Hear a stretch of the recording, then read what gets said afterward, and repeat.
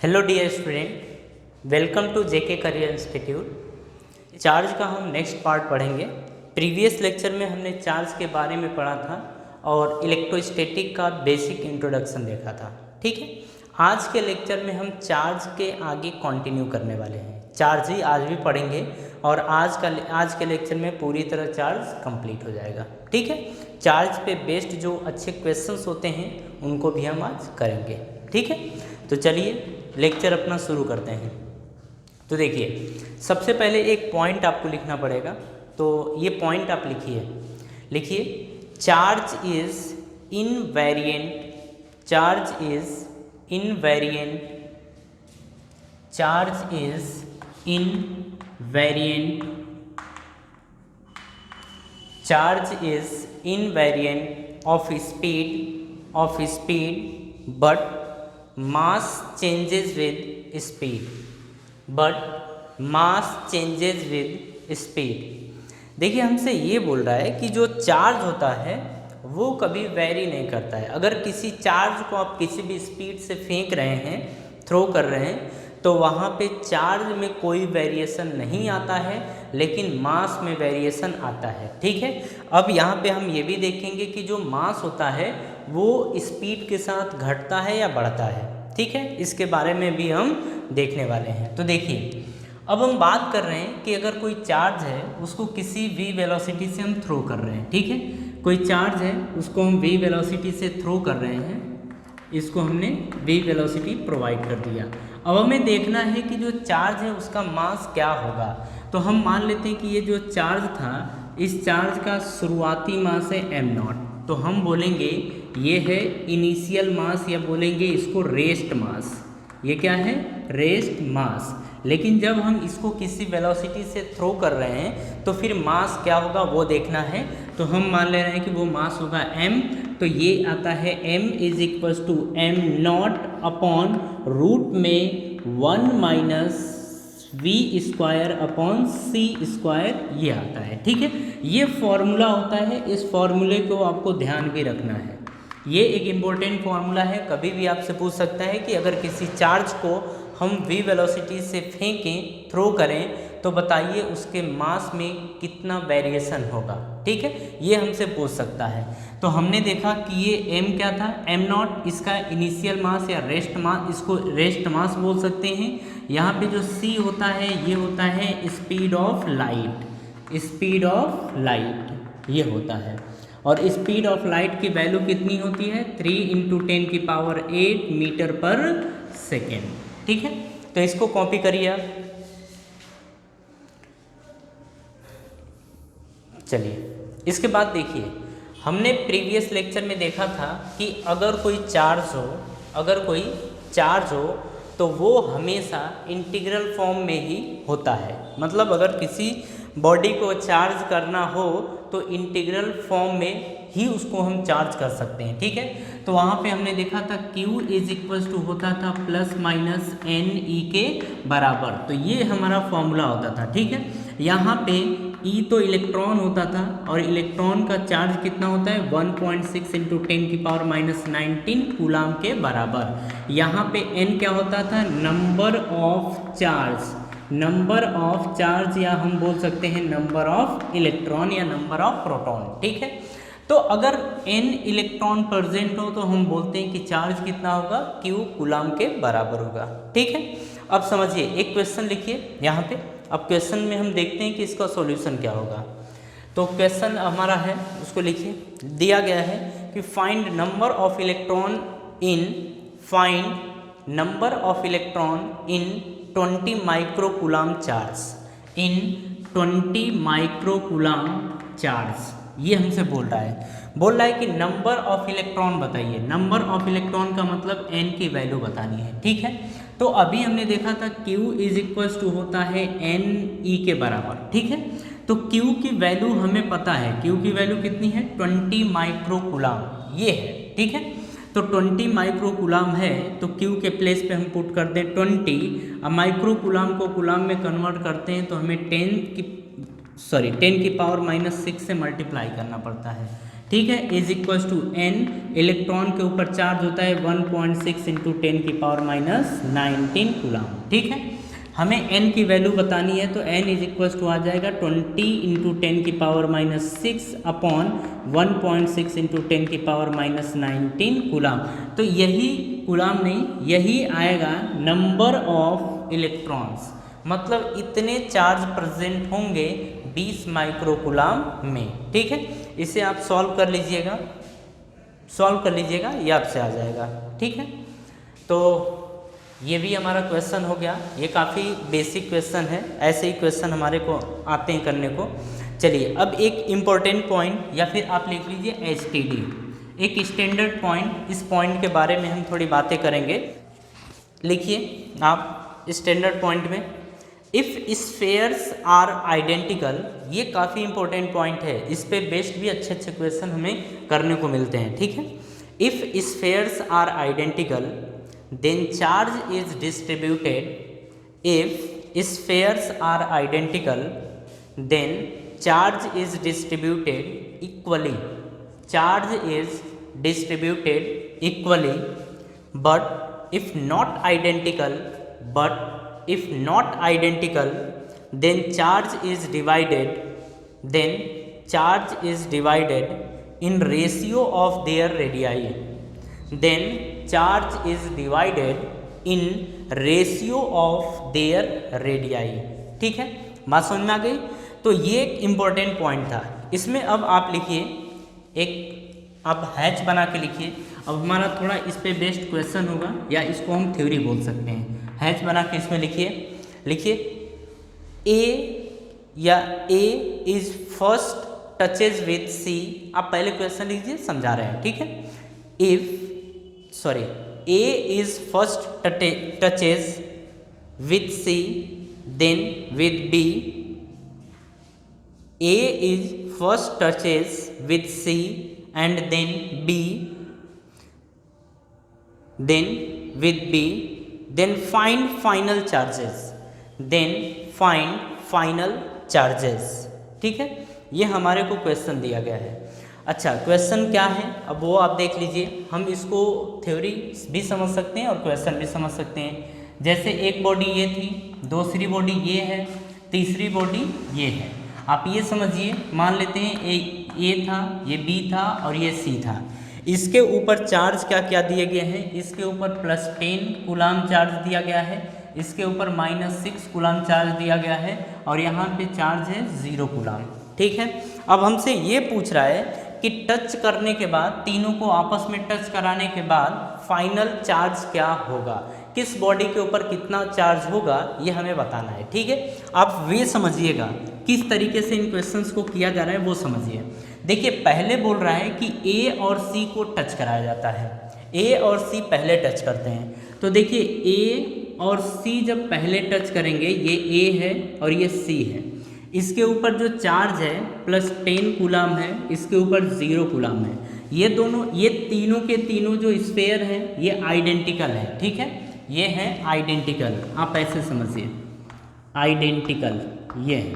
ठीक है, अब यहाँ पे देखिए, जब ए और सी को टच कराया जाता है तो जो चार्ज होता है वो इक्वली डिस्ट्रीब्यूट होता है, इक्वली दोनों पे डिस्ट्रीब्यूट हो जाता है। तो इक्वली डिस्ट्रीब्यूट करते कैसे हैं, इस पे हम मान लेते हैं कि Q1 आ जाता है और इस पे Q2 आ जाता है टच कराने के बाद। ठीक है, लेकिन इक्वली डिस्ट्रीब्यूट होता है, यानी कि Q1 और Q2 आपस में क्या होंगे, बराबर।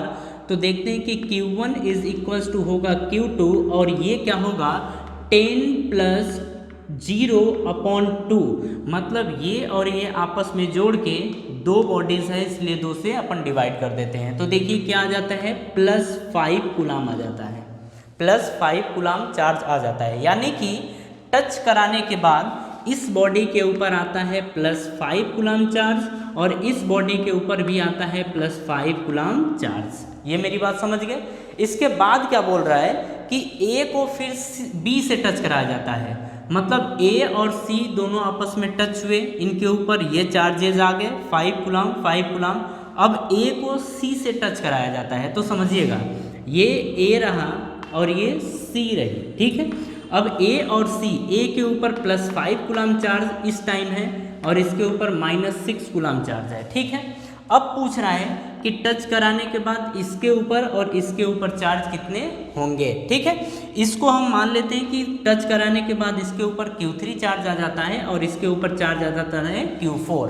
तो यहाँ पे देखिए Q3 और Q4 भी आपस में बराबर होंगे। जैसा यहाँ पे हमने रूल अप्लाई किया है उसी तरीके से यहाँ पे भी करेंगे और ये होगा कितना, +5 -6, मतलब इसको और इसको आपस में अपन जोड़ देंगे और फिर कर देंगे /2, ये हो जाएगा। तो देखिए यहाँ से आएगा -1/2, यानी कि आ गया -0.5 कूलम। यानी कि ये हो गया कि इन दोनों को जब फिर आपस में टच कराते हैं तो इसके ऊपर जो चार्ज आता है वो आता है -0.5 कूलम और इसके ऊपर भी चार्ज आ जाता है -0.5 कूलम के बराबर। यानी कि टच कराने के बाद फाइनली इनके ऊपर इतना चार्ज आ जाता है, वो भी कैसा, नेगेटिव चार्ज। समझ में आ गई बात, किस तरीके से इस टाइप का क्वेश्चन आएगा तो किया जाएगा, ये सारी चीज़ें समझ में आ गई। चलिए अब हम आगे बढ़ते हैं, ये तब तक कॉपी कर लीजिए। और इसके बाद इसी टाइप का और एक क्वेश्चन है, उसमें ये है कि जब बॉडी आइडेंटिकल ना हो तो कैसे सॉल्व किया जाता है। तो आप लिखिए, इसमें भी ये सिंबल बना लीजिए और लिखिए find final charge on A and B, find final charge on A and B if they are touch mutually, if they are touches mutually, find final charge on A and B if they are touches mutually। लेकिन यहाँ पे एक चीज़ और है, यहाँ पे ये भी हमें समझना है कि ये आइडेंटिकल नहीं है, ये दोनों बॉडी आइडेंटिकल नहीं है, तो नॉट आइडेंटिकल, नॉट आइडेंटिकल, ठीक है। अब समझिएगा, जैसे एक बॉडी ये है, दूसरी बॉडी ये रही, ठीक है। अब इसको हम A मान लेते हैं, इसको मान लेते हैं B। हम मान लेते हैं कि इसके ऊपर चार्ज था Q1 और इसके ऊपर चार्ज था Q2, ठीक है। हम ये मान लेते हैं कि इसके ऊपर चार्ज Q1 और इसके ऊपर चार्ज Q2, दोनों को जब आपस में, अच्छा इसमें जो रेडियस है वो R1 है और यहाँ का जो रेडियस है वो R2 है, ठीक है। दोनों को आपस में टच कराया जाता है। जब टच कराते हैं तो ये रहा ये और दूसरा रहा ये, ठीक है। यहाँ पे छोटा बड़ा हो जाए इसको लेके मतलब माइंड नहीं करना है, ठीक है। चलिए, इसका रेडियस है R1 और इसका भी रेडियस है R2, ठीक है, ये है। अब यहाँ पे देखिए, जब दोनों को टच कराते हैं तो हम मान लेते हैं कि यहाँ पे आ जाता है Q1 डैश और यहाँ पे चार्ज आ जाता है Q2 डैश, ठीक है। अब हमें यही कैलकुलेट करना है कि Q1 डैश और Q2 डैश की वैल्यू कितनी होगी, ठीक है। मतलब ये है कि दो नॉन आइडेंटिकल बॉडीज़ हैं, दोनों को आपस में टच कराते हैं, तो टच कराने के बाद फाइनली इनके ऊपर चार्ज कितना होगा ये हमें कैलकुलेट करना है, ठीक है। समझिए, अब इसको सॉल्व करने का तरीका क्या है, तो मेथड आपको ध्यान रखना है। मेथड फर्स्ट इसमें क्या हम करते हैं, देखिए हम यहाँ पे बाई कंजर्वेशन ऑफ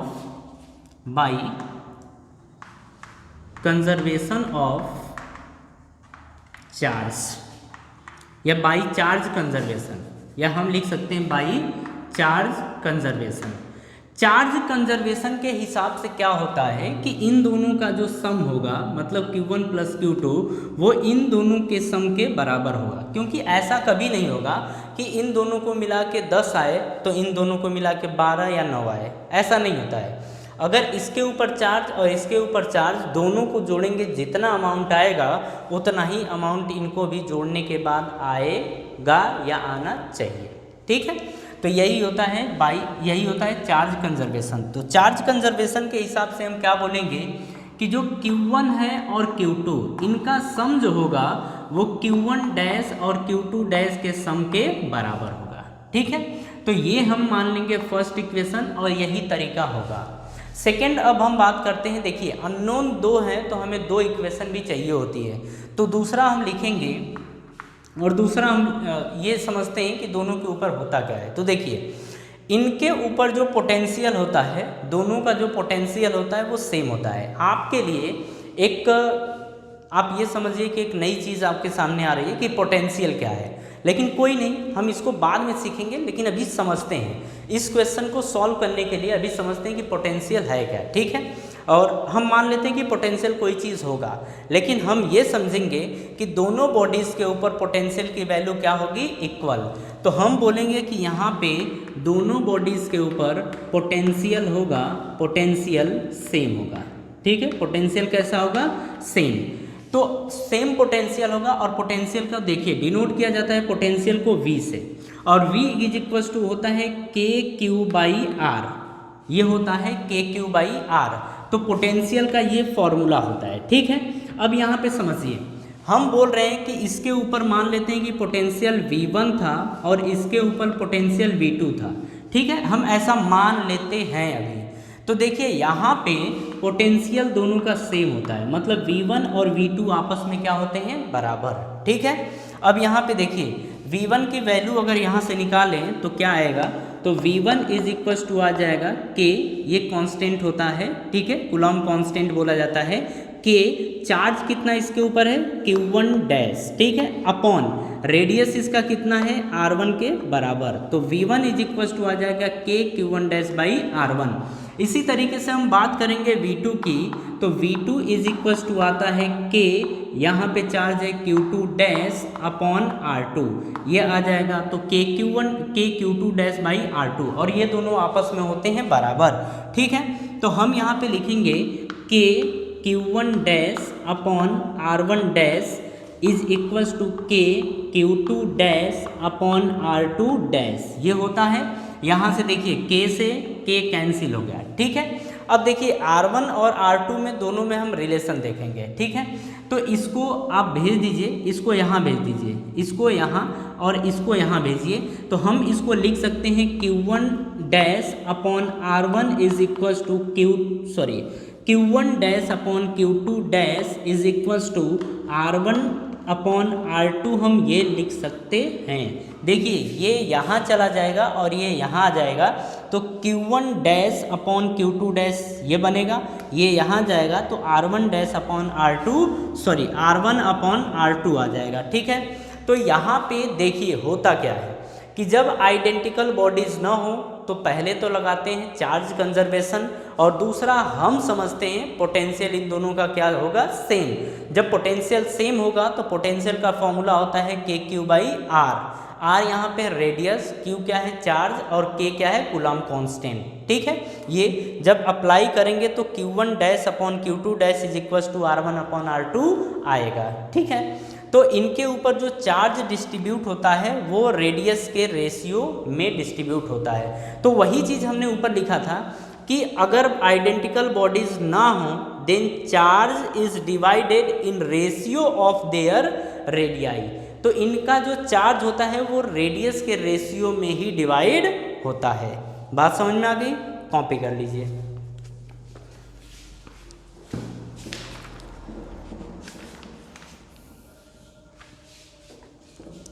चलिए इसके बाद हम बात करेंगे चार्ज जनरेशन के बारे में, कि चार्ज को किस तरीके से जनरेट किया जा सकता है, हम अब उसके बारे में डिस्कशन करेंगे। तो आपकी हेडिंग होगी चार्ज जनरेशन। चार्ज जनरेशन, चलिए चार्ज जनरेशन में सबसे पहला लिखिए बाई फ्रिक्शन। चार्ज को जनरेट करेंगे हम किसके द्वारा, फ्रिक्शन के द्वारा। तो फर्स्ट है बाई फ्रिक्शन, बाई फ्रिक्शन, ठीक है। अब इसमें आप लिखिए, अच्छा फ्रिक्शन का मतलब क्या है, दोनों को आपस में क्या करने वाले हैं अपन, रब करने वाले, रगड़ने वाले हैं, ठीक है। चलिए लिखिए, two body are rub each other, two bodies are rub each other, then one will lose electron, then one will lose electron and becomes positive charge and becomes positive charge and other will gain and other will gain and becomes negative charge and become negative charge. out of two ये नीचे रहेगा, out of two one should be non conductor. इनमें से एक कैसा होना चाहिए? Non conductor होना चाहिए. ठीक है. अब देखिए यहाँ पे समझते हैं अपन कि जब दो बॉडीज़ को अपन टच कराते हैं, दो बॉडीज़ को अपन रगड़ते हैं, तो जब रगड़ते हैं तो इनके ऊपर रगड़ने से चार्ज जनरेट हो जाता है. ठीक है. अगर दो बॉडीज़ हैं, आप ये समझिए कि ये दो बॉडीज़ हैं, इस तरीके से हमने रब किया, रब करने के बाद अगर इस पे से चार्ज इसके ऊपर जाता है तो इसके ऊपर पॉजिटिव चार्ज आ जाएगा और इसके ऊपर निगेटिव चार्ज आ जाएगा. मतलब जहाँ से चार्ज निकलता है उसके ऊपर पॉजिटिव और जहाँ पे जाता है उसके ऊपर चार्ज आता है निगेटिव. ठीक है. ये होता है. अब समझिए यहाँ पे एक चीज़ और एग्जांपल समझ लेते हैं. जैसे हमने पॉलीथीन ले लिया और प्लास्टिक के रॉड ले ली. ठीक है. वुड ले लिया, एक पॉलीथीन लिया और एक वुड ले लिया. ठीक है. अब समझिए होता क्या है कि पॉलीथीन और वुड में होता है ये कि एक पॉलीथीन था, एक पॉलीथीन और एक वुड था. दोनों को जब आपस में रगड़ते हैं तो वुड से इलेक्ट्रॉन जाते हैं पॉलीथीन के ऊपर. वुड से इलेक्ट्रॉन किसके ऊपर जाते हैं? पॉलीथीन के ऊपर. तो पॉलीथीन के ऊपर जाते हैं तो पॉलीथीन के ऊपर चार्ज कैसा हो गया? Negative charge. और वुड से जा रहा है इसीलिए वुड के ऊपर चार्ज कैसा हो गया? Positive charge. ये बात समझ में आ गई. तो इस तरीके से दोनों को आपस में रगड़ा हमने तो पॉलीथीन के ऊपर आ गए निगेटिव चार्ज और लकड़ी के ऊपर आ गया पॉजिटिव चार्ज. ठीक है. ये हो गया. अब देखिए ये तो हमने पढ़ लिया. अब इसके बाद हम देखेंगे बाई सेकेंड पॉइंट लिखिए. सेकेंड है हमारा by conduction. By conduction. By conduction. अब कंडक्शन में देखिए बाई कंडक्शन. अब कंडक्शन में देखिए कंडक्शन के थ्रू किसी बॉडी को चार्ज कैसे किया जाता है. ठीक है. ये हमें देखना है. तो देखिए ये कोई ऐसे अपन समझ लेते हैं कि कोई कंडक्टर है. ठीक है. और इसमें से ये कोई इंसुलेटिंग स्टैंड है, इंसुलेटिंग स्टैंड है. ठीक है. ये हम बी ले लेते हैं. इसके पास में एक कोई रॉड लाते हैं जिसके ऊपर चार्ज हो, जिसके ऊपर चार्ज हो, और इसको हम ए मान लेते हैं. तो देखिए होता क्या है कि जब दोनों को आपस में टच कराते हैं, इसमें क्या होता है? By touch, by touching. तो बाई टचिंग जब हम दोनों को आपस में टच कराते हैं तो चार्ज जनरेट हो जाता है. चार्ज जनरेट हो जाता है. अब समझिए कैसे होता है. तो देखिए यहाँ पे क्या होता है कि जब हम इसको इससे टच कराते हैं, जब हम इसको इससे टच कराते हैं तो इसके ऊपर जैसा चार्ज होता है वैसा ही चार्ज इसके ऊपर भी आ जाता है. तो कंडक्शन में यही होता है कि एक बॉडी ये है, ये चार्ज्ड है और ये अनचार्ज्ड है. तो इसके ऊपर जैसा चार्ज होगा टच कराने के बाद इसके ऊपर भी वैसा ही चार्ज आ जाता है. ठीक है. तो यहाँ पे हम क्या देखेंगे कि जब दोनों को आपस में टच कराते हैं तो इसके ऊपर तो जो चार्ज था वो होता ही है, लेकिन इसके ऊपर भी चार्ज आ जाता है, वो भी सेम नेचर का. वो भी कैसा आता है? सेम नेचर का. ठीक है. तो ये होता है बाई कंडक्शन. तो आप इसमें पॉइंट्स लिख लीजिए ऐसे एरो लगा के. फर्स्ट पॉइंट आप लिख सकते हैं. तो लिखिए टच ए विद बी. हम ए को बी से टच कराते हैं, ये तरीका है. टच ए विद बी, ये फर्स्ट पॉइंट था. सेकेंड पॉइंट आप लिखिए same nature of charges are transferred. Same nature of charges are transferred. किस टाइप के चार्ज ट्रांसफर होते हैं? सेम नेचर के. ठीक है. अब चलिए थर्ड पॉइंट लिखिए total charge can never be transferred. Total charge can never be transferred. कभी भी पूरा का पूरा चार्ज ट्रांसफर नहीं होगा. ठीक है. तो ये तरीका होता है बाई कंडक्शन। तो जब हम कंडक्शन के थ्रू किसी बॉडी को चार्ज करते हैं तो यही तरीका होता है। ठीक है, चलिए ये भी हो गया। नेक्स्ट आपकी हेडिंग है कि चार्जिंग बाई इंडक्शन। नेक्स्ट है हमारा चार्जिंग बाई इंडक्शन। हम इंडक्शन के थ्रू किसी बॉडी को चार्ज करते हैं तो इंडक्शन इसमें होता क्या है कि देखिए, ये तो हमने एक मेटालिक स्फीयर ले लिया, ठीक है, और इसको भी एक इंसुलेटेड स्टैंड के ऊपर खड़ा कर दिया है, ये चीज़ ठीक है। फिर ये देखिए न्यूट्रल बॉडी है, यहाँ पे ये बॉडी कैसी है, न्यूट्रल बॉडी है। तरीका बस देखिएगा, हम किसी चार्ज रॉड को इसके पास ले जाएंगे, ठीक है, ये कोई रॉड है और इस रॉड के ऊपर चार्ज है, ठीक है, ये है। अब देखिए, अगर इस बॉडी को चार्ज करना होगा तो हम किस तरीके से चार्ज करते हैं, अब आप इसको देखिए, ठीक है। अब हम देखिए, पहले ये दूर दूर थे, ये दोनों कहाँ थे, दूर दूर थे। अब हम इनको करीब लेके आएंगे, तो जब करीब, आप यहीं पे समझ लीजिए, पहले ये दोनों दूर दूर थे, ठीक है, ये न्यूट्रल मेटालिक स्फीयर था और ये चार्ज रॉड था, ठीक है। अब इन दोनों को हम पास लेके आ रहे हैं, तो जब पास लेके आएंगे टच नहीं कराते हैं, ना रगड़ते हैं ना टच कराते हैं, इनको बस इसके पास ला के रख देते हैं, ठीक है। जब इसके पास लेके आते हैं तो इसके इस पोर्शन पे या इस हिस्से पे इसके अपोजिट नेचर का चार्ज जनरेट हो जाता है। तो देखिए, यहाँ पे चार्ज जनरेट हो जाता है निगेटिव, ठीक है, यहाँ पे निगेटिव, और इसके दूसरे साइड चार्ज जनरेट होता है पॉजिटिव नेचर का, तो दूसरे साइड चार्ज जनरेट हो जाता है पॉजिटिव नेचर का। ये हो गया, तो चार्ज तो जनरेट अब हो गया, लेकिन ये अभी भी बॉडी न्यूट्रल है, अभी भी बॉडी कैसी है, न्यूट्रल है, ये अभी भी न्यूट्रल है। क्यों? क्योंकि जितना निगेटिव है उतना ही पॉजिटिव है। अब इसके बाद देखिए क्या हम करते हैं, हम इसको ऐसे ही रखे रहते हैं, ठीक है, इसको इस तरीके से रखे रहते हैं, और ये जो बॉडी है अब इसको हम अर्थ कर देते हैं, इसको अब हम क्या कर देते हैं, अर्थ कर देते हैं। तो देखिएगा, जैसे ही अपन यहाँ पे अर्थ करते हैं तो होता क्या है कि जो पॉजिटिव चार्ज था वो अर्थ के थ्रू ग्राउंड में चला जाता है। अर्थ के थ्रू कहाँ चला जाता है, ग्राउंड में। अब केवल और केवल क्या बचता है, निगेटिव नेचर का ही चार्ज बचता है, ठीक है। इसके बाद देखिए हम क्या करते हैं, इसके बाद हम इसको भी हटा लेते हैं और अर्थ को भी अपन डिस्कनेक्ट कर देते हैं। तो इसको हटाते हैं और अर्थ को डिस्कनेक्ट करते हैं, तो देखिए जैसे ही इसको हटाते हैं और इसको डिस्कनेक्ट कर देते हैं तो अब इसके ऊपर केवल एक नेचर का चार्ज बचा, वो भी कैसा बचा, निगेटिव नेचर का। तो इंसुलेटिंग के थ्रू या बाई इंसुलेशन या बाई इंडक्शन के थ्रू हम किसी बॉडी को इस तरीके से चार्ज करते हैं। चार्ज करने का तरीका आप समझ लीजिएगा कि सबसे पहले हम क्या करते हैं कि एक न्यूट्रल बॉडी के पास या न्यूट्रल मेटालिक स्फीयर के पास एक चार्ज रॉड को लेके आते हैं।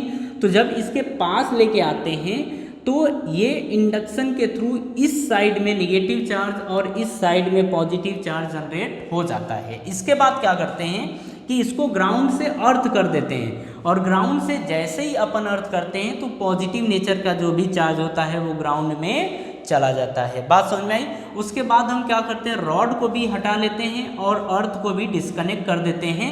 इसके बाद इसके ऊपर केवल निगेटिव नेचर का चार्ज ही बचता है। तो इंडक्शन के थ्रू इस तरीके से चार्ज किया जाता है। इसमें आप पॉइंट लिखिए, इसमें मेथड लिखिए।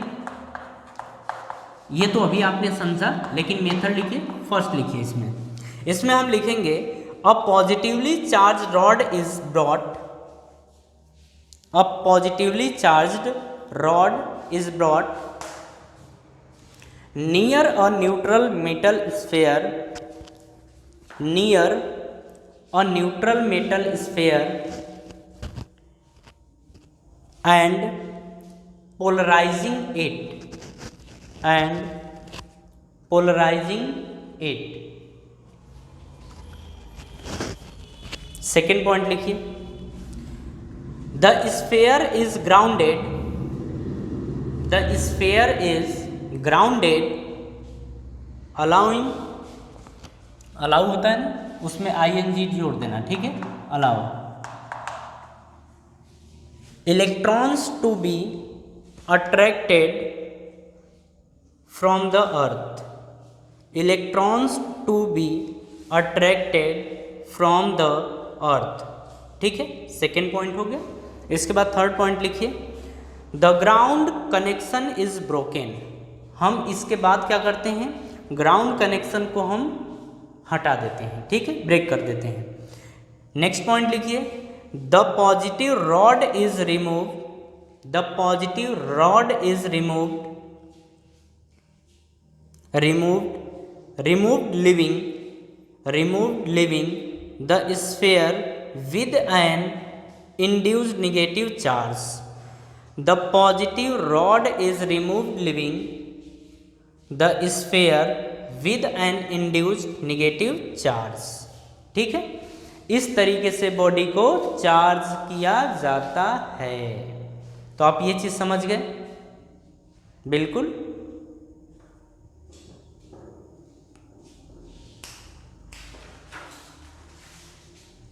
चलिए, तो हम ये चीज़ भी सीख गए। अब एक लिखिए स्टैंडर्ड पॉइंट, या इसको इम्पोर्टेंट नोट कर लीजिए। ये सुपरस्टार पॉइंट है, इसे आपको ध्यान रखना पड़ेगा, ठीक है। तो इसको आप लिख लीजिए स्टैंडर्ड पॉइंट, ये स्टार बना लीजिएगा। लिखिए, repulsion is the sure test, repulsion is the sure test of polarity, repulsion is the sure test of polarity, repulsion is the sure test of polarity। मतलब किसी भी बॉडी को टेस्ट करने के लिए, उसकी पोलरिटी को टेस्ट करने के लिए हमेशा रिपल्सन का सहारा लेना पड़ता है। अट्रैक्टिव नेचर हमें ये नहीं बता पाएगा कि कोई बॉडी कैसी है, ठीक है। चलिए रीजन देखिए, फर्स्ट क्वेश्चन देखिए क्या लिखा गया है। लिखिए, विच इज बिगर 1 कूलम और a charge on an electron. बोल रहा है कि विच इज बिगर 1 कूलम या a charge on an electron, ये बोल रहा है। फिर इसके बाद है how many electronic charges from 1 coulomb of charge, ठीक है। ये क्वेश्चन था। अब इसका सॉल्यूशन देखिए कि ये क्वेश्चन क्या बोल रहा है। ये बोल रहा है कि जैसे 1 कूलम चार्ज बड़ा है या फिर 1 इलेक्ट्रॉन बड़ा है, मतलब ये बोल रहा है, ठीक है। मतलब किसी बॉडी के ऊपर 1 इलेक्ट्रॉन चार्ज है, ये बड़ा है या ये बड़ा है, इसके बारे में बात कर रहा है, ठीक है। अब समझिएगा यहाँ पे कि 1 इलेक्ट्रॉन इज इक्वल टू होता है 1.6 इंटू 10 की पावर माइनस 19 कूलम, ये होता है, ठीक है। तो देखिए एक्चुअल में लिखा गया है 1.6 अपॉन 10 की पावर प्लस 19 कूलम, ये लिखा गया है, ठीक है। मतलब ये वैल्यू बहुत ही छोटी है एज कंपेयर टू 1 कूलम। तो हम बोलेंगे कि 1 कूलम बड़ा है और 1 इलेक्ट्रॉन जो होता है वो छोटा होता है, ठीक है। इसका बाद ये बोल रहा है कि 1 कूलम चार्ज में कितने इलेक्ट्रॉन प्रेजेंट हैं, ये हमसे बोल रहा है, ठीक है। तो देखिए 1 कूलम चार्ज यानी कि Q की वैल्यू दे रखा है 1 कूलम, और इसमें बोल रहा है कि कितने इलेक्ट्रॉन प्रेजेंट हैं, ये हमसे पूछ रहा है, ठीक है। तो देखिए हमें पता है कि Q इज इक्वल टू होता है Ne। Q की वैल्यू दे रखी है 1, N की वैल्यू पूछ रहा है, और E की वैल्यू होती है 1.6 इंटू 10 की पावर माइनस 19 कूलम, ये होता है, ठीक है। अब यहाँ से N की वैल्यू हम कैलकुलेट करेंगे। तो देखिए N इज इक्वल टू, अगर ये तो ये प्रोडक्ट में है, इधर आएगा तो डिवीज़न में हो जाएगा, तो 1 अपॉन 1.6 इंटू 10 की पावर माइनस 19, ये कट करेंगे तो देखिए 1 अपॉन 1.6 और ये 10 की पावर माइनस 19 ऊपर जाएगा तो 10 की पावर प्लस 19 ये हो जाएगा, ठीक है। 1/1.6 जब इसे कट करेंगे तो 0.625 ये आएगा इंटू 10 की पावर 19, या इसे हम लिख सकते हैं 6.25 इंटू 10 की पावर प्लस 18 इतने। मतलब ये है कि एक कूलाम चार्ज के अंदर इतने इलेक्ट्रॉन प्रेजेंट होते हैं। बात समझ में आ गई? तो ये फर्स्ट क्वेश्चन था और काफ़ी बेहतर क्वेश्चन है, इसे अब इरेज करते हैं। अगर इसमें कहीं डाउट होगा तो आप डाउट अपना क्लियर कर लीजिएगा, ठीक है। Next question, a comb drawn through person's hair on a dry day causes 10 की power 22 electrons to leave the person's hair and strike to the comb, calculate the charge carried by the comb. ठीक है, ये question हमसे कर रहा है। तो देखिए क्या बोल रहा है कि जैसे यहाँ पे कोई आदमी है, ठीक है, ये कंघी से जब बाल झाड़ता है तो जो बाल से कंघी के ऊपर इलेक्ट्रॉन्स जा रहे हैं वो 10 की पावर 22 इलेक्ट्रॉन्स जा रहे हैं, ठीक है। तो ये बोल रहा है कि कंघी के ऊपर चार्ज कितना ट्रांसफ़र होगा, कंघी के ऊपर चार्ज कितना ट्रांसफ़र होगा, इसके बारे में बोल रहा है, ठीक है। तो देखिए हमसे पूछ रहा है Q की वैल्यू, ठीक है, और हमें पता है कि Q इज इक्वल्स टू होता है NE।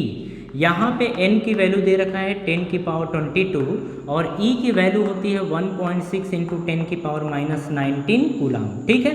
तो ये आ जाएगा 1.6 इंटू ये 22 और ये 19, तो 10 की पावर 3 कूलाम के बराबर आ जाएगा।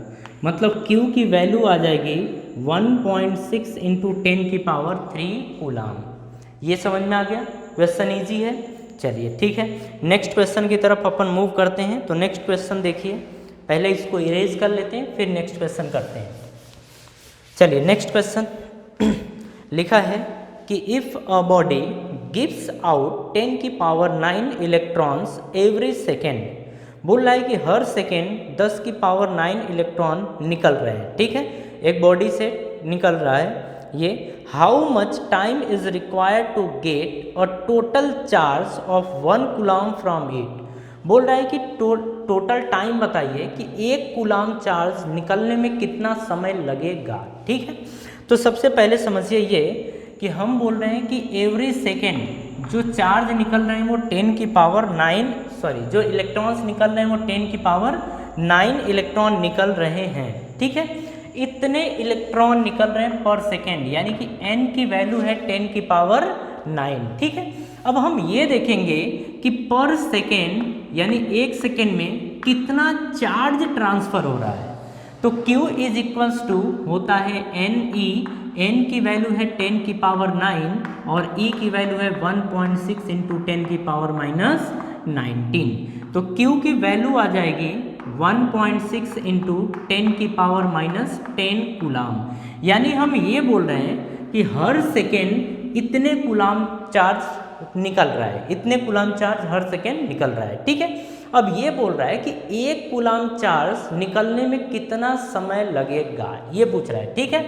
तो हम यहाँ पे बोलेंगे कि 1.6 इंटू 10 की पावर -10 कूलाम चार्ज निकल रहा है या ट्रांसफ़र हो रहा है 1 सेकेंड में, ठीक है। तो 1 कूलाम चार्ज ट्रांसफ़र होने में कितना समय लेगा, तो हम यहाँ पे बोलेंगे कि 1/1.6 इंटू 10 की पावर -10 सेकेंड के बराबर, ये इज इक्वल्स टू, देखिए 10 की पावर 10 की पावर -10 है, ये ऊपर चला जाएगा तो यहाँ से बनेगा 1.6 इंटू 10 की पावर +10 सेकेंड, इतने सेकेंड, ठीक है। अब देखिए इसको हम सेकेंड को आवर में कंप्लीट करेंगे, आवर से अपन डे में कंप्लीट करेंगे और डे से हम फिर कन्वर्ट करेंगे डे को ईयर्स में, ठीक है। ये चीज़ में हम कन्वर्ट करेंगे। अब देखिए यहाँ से हम यहाँ पे बोलेंगे कि बोल रहा है कि इतने सेकेंड लगेंगे। अब इसी को 1/1.6 को लिख सकते हैं 0.625 इंटू 10 की पावर 10, ये लिख सकते हैं, या इसी को लिख सकते हैं 6.25 इंटू 10 की पावर 9, ठीक है। यहाँ से एक 10 निकाल के इससे मल्टीप्लाई कर दिया तो ये बन गया है, तो इतना सेकेंड आया है, ठीक है। अब सेकेंड को अपन कन्वर्ट करेंगे 6 टू ये, अब देखिए सेकेंड को अपन मिनट में कन्वर्ट करें तो 60 से डिवाइड करना पड़ेगा, ठीक है। अगर मिनट को कन्वर्ट करें आवर में तो फिर से हमें 60 से डिवाइड करना पड़ेगा, ठीक है। अगर डे में कन्वर्ट करें तो यहाँ पे 24 से डिवाइड करना पड़ेगा, ठीक है।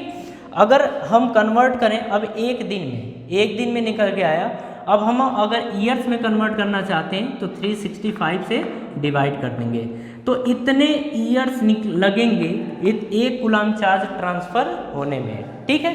तो देखिए जब इसको आप काटे पीटेंगे तो आएगा यहाँ से 198 ईयर्स। मतलब ये है कि अगर किसी बॉडी से पर सेकेंड इतने इलेक्ट्रॉन्स निकल रहे हैं तो एक कूलाम चार्ज निकलने में 198 ईयर्स लगेंगे, ठीक है। ये बहुत लंबा टाइम है, ठीक है। चलिए देखिए नेक्स्ट क्वेश्चन हमारा वेरी वेरी इंपॉर्टेंट क्वेश्चन है, ठीक है, या फिर हाँ वेरी वेरी इंपॉर्टेंट क्वेश्चन है। अगर देखिए अगर इस क्वेश्चन को आप समझ गए तो आप समझिए एक बहुत ही अच्छा कॉन्सेप्ट सीख जाएंगे, ठीक है।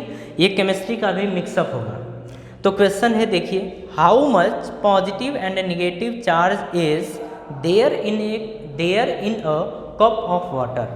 बोल रहा है कि एक कप पानी में कितने पॉजिटिव चार्ज और कितने नेगेटिव चार्ज होंगे।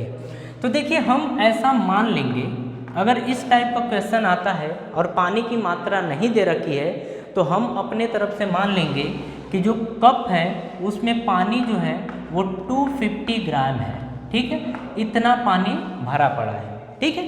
अब देखिए अगर हम वाटर मॉलिक्यूल की बात करें तो वाटर का मॉलिक्यूलर वेट क्या होता है। वाटर का मॉलिक्यूलर वेट होता है 18 ग्राम, ठीक है, इतना होता है। थोड़ा सा तरीका आप ध्यान दीजिएगा कि हमें किस किस की ज़रूरत पड़ेगी। यहाँ पे हमें थोड़ी सी केमिस्ट्री अप्लाई करनी पड़ेगी, ठीक है। देखिए यहाँ पे हम मान ले रहे हैं कि जो कप है उसमें 250 ग्राम वाटर रखा है, ठीक है। अब देखिए वाटर की बात करें तो वाटर का मॉलिक्यूलर वेट होता है 18 ग्राम। उसके बाद हमें ज़रूरत क्या पड़ेगी, मोल निकालने की, ठीक है, कि मोल कितना होगा, मतलब इतने ग्राम वाटर में वाटर कितने मोल के बराबर है। तो हम बोलेंगे देखिए मोल होता है weight upon molecular weight, weight upon molecular weight होता है। वेट कितना है 250 ग्राम और मॉलिक्यूलर वेट कितना है 18 के बराबर, ठीक है, इतना मोल आ गया। अब ध्यान से समझिएगा 250 ग्राम वाटर जो है वो इतने मोल के बराबर है, ठीक है। अभी तो ये मोल निकला, अब हम बात करेंगे कि 250 ग्राम वाटर जो है उसमें कितने मॉलिक्यूल्स हैं, कितने मॉलिक्यूल्स हैं। तो जब मॉलिक्यूल्स निकालना होता है तो अवोगाद्रो नंबर से हम मल्टीप्लाई कर देते हैं, जिसकी वैल्यू होती है 6.023 इंटू 10 की पावर 23, इसके बराबर होती है, ठीक है। तो ये आ जाएगा 250 अपॉन 18 इंटू 6.023 इंटू 10 की पावर 23, तो इतने मॉलिक्यूल्स आ गए, ठीक है। अब यहाँ पे एक चीज़ और समझिए कि जो वाटर की बात कर रहा है H2O, कि H2O के एक मॉलिक्यूल में H2O के एक मॉलिक्यूल्स में 10 इलेक्ट्रॉन और 10 प्रोटॉन होते हैं, ठीक है। ये सबको पता है कि H2O के मॉलिक्यूल में 10 H2O के एक मॉलिक्यूल में 10 इलेक्ट्रॉन और 10 प्रोटॉन होते हैं। 10 इलेक्ट्रॉन का मतलब कि ये नेगेटिव चार्ज आ गया और ये पॉजिटिव चार्ज आ गया, और हमसे पूछा है कि कितने पॉजिटिव चार्ज और कितने नेगेटिव चार्ज होंगे, ये हमसे पूछा है। तो ध्यान दीजिए हमें एक चीज़ पता है, हमें क्या पता है कि H2O के एक मॉलिक्यूल में 10 इलेक्ट्रॉन होते हैं, ठीक है। तो अब हम ये बोल रहे हैं कि H2O के पास टोटल मॉलिक्यूल्स कितना है।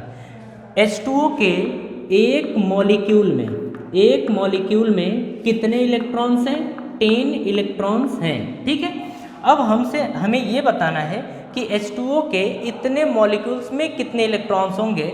तो हम बोलेंगे कि 250 H2O के 250 अपॉन 18 इंटू 6.023 इंटू 10 की पावर 23 मॉलिक्यूल्स में कितने इलेक्ट्रॉन्स होंगे, मॉलिक्यूल्स में कितने इलेक्ट्रॉन्स होंगे। तो देखिए ये इज इक्वल्स टू आ जाएगा यहाँ से 250/18 इंटू 6.023 इंटू 10⁻23 ये आ गया, इंटू 10 से मल्टीप्लाई कर देंगे तो 10 इलेक्ट्रॉन ये आ गया। ठीक है, अब यहाँ से देखिए 250/18 इंटू 6.023 इंटू 10⁻23 इंटू 10 इंटू, अब इलेक्ट्रॉन की वैल्यू होती है 1.6 इंटू 10⁻−19 कूलाम के बराबर। ठीक है, मतलब H2O के इतने मॉलिक्यूल्स में इतने निगेटिव चार्ज प्रेजेंट होंगे, कितने, इतने निगेटिव चार्ज प्रेजेंट होंगे और इतने ही पॉजिटिव चार्ज भी प्रेजेंट होंगे। ठीक है, अब इसकी वैल्यू की बात करें तो वैल्यू हम डायरेक्ट लिख दे रहे हैं। ठीक है, ये आएगा जब कैलकुलेट करेंगे तो 1.33 इंटू 10⁻7 कूलाम के बराबर। ठीक है, मतलब ये है कि H2O के 1 कप पानी में इतना पॉजिटिव चार्ज या इतना निगेटिव चार्ज होगा। ठीक है, तो ये क्वेश्चन आपको समझ में आया। ये एक बेहतर क्वेश्चन है, इसे आप ज़रूर 1 से 2 बार कर लीजिएगा। फिर से हम एक्सप्लेन कर दे रहे हैं, एक बार और समझ लीजिए। ठीक है, हमसे बोल रहा था कि 1 कप पानी में कितने इलेक्ट्रॉन्स और कितने, या 1 कप पानी में कितने पॉजिटिव चार्ज और कितने निगेटिव चार्ज प्रेजेंट हैं। तो देखिए हमने माना कि 1 कप पानी में 1 कप पानी 250 ग्राम के बराबर है। ठीक है, या 1 कप में 250 ग्राम पानी भरा गया है। ठीक है, अब देखिए H2O का मॉलिक्यूलर वेट होता है 18, इन दोनों की हेल्प से हमने निकाला मोल, और मोल होता है वेट अपॉन मॉलिक्यूलर वेट, यानी 250/18 ग्राम। अब देखिए इतना मोल आ गया, अब मोल को हमें कन्वर्ट करना है मॉलिक्यूल्स में। ठीक है, तो इतना मोल कितने मॉलिक्यूल्स के बराबर होगा, तो अवोगाद्रो नंबर से अपन मल्टीप्लाई कर देते हैं, जिसकी वैल्यू होती है 6.023 इंटू 10⁻23। ठीक है, तो ये आ गया मॉलिक्यूल्स। अब देखिए वाटर के एक मॉलिक्यूल में 10 इलेक्ट्रॉन और 10 प्रोटॉन्स होते हैं। ठीक है, तो हम यहाँ पे देख रहे हैं कि वाटर के एक मॉलिक्यूल में 10 इलेक्ट्रॉन है। ठीक है, या हम 10 प्रोटॉन भी लिख सकते हैं। तो वाटर के एक मॉलिक्यूल में अगर इतना इलेक्ट्रॉन है तो इतने मॉलिक्यूल्स में कितने इलेक्ट्रॉन्स होंगे, तो इसका मल्टीप्लाई कर देंगे इसमें। ठीक है, तो ये वैल्यू काटने पीटने के बाद इतनी आ जाएगी।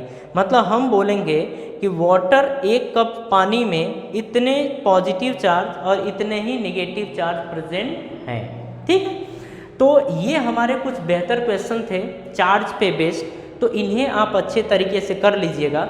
जितना भी क्वेश्चन था सबसे बेहतर क्वेश्चन ये है।